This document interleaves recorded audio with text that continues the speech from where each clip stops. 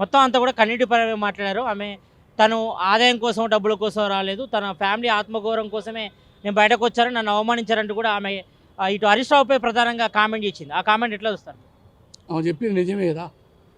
హరీష్ రావే మొదటి నుంచి రాష్ట్రంలో జరిగిన దోపిడీ దొంగదనాలు సరే ఆమె తండ్రి మీద ప్రేమతోటి తండ్రిని పక్క పెట్టింది, కానీ కేసీఆర్ గారికి పాత్ర ఉంది. రాష్ట్రంలో జరిగిన ప్రతి సంఘటన ఆయనకు తెలుసు. అదేవిధంగా మరి వాళ్ళ అన్న తారక రామారావు, సంతోష్రావు, వీళ్ళందరూ ఎర్రబేలి దయాకర్ రావు, వీళ్ళందరూ కలిసి దోపిడీ చేసినారు.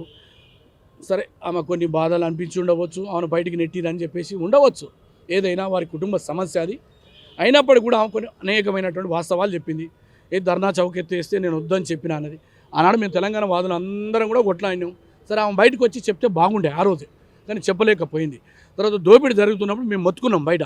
ఆ రోజు ఆమె చెప్తే గౌరవం ఉంటుండే. ఇవాళ చెప్పినందుకు మేము నిజమే అనుకుందాం.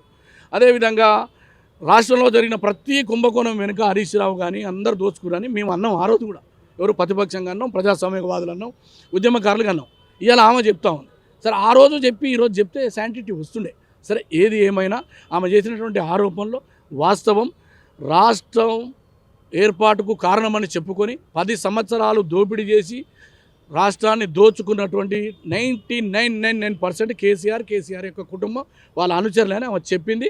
అది నిజం, అక్షర సత్యం.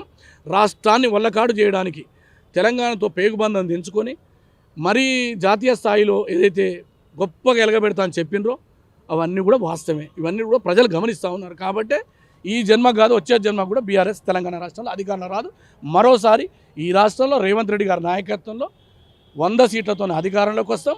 రాహుల్ గాంధీ గారిని ప్రధానమంత్రి చేయడానికి ఈ రాష్ట్రంలో ఉండే ఎంపీ సీట్లకు బైక్ గెలిచి ఈ దేశ ప్రధానమంత్రిగా రాహుల్ గాంధీ గారిని చేసుకోబోతాం.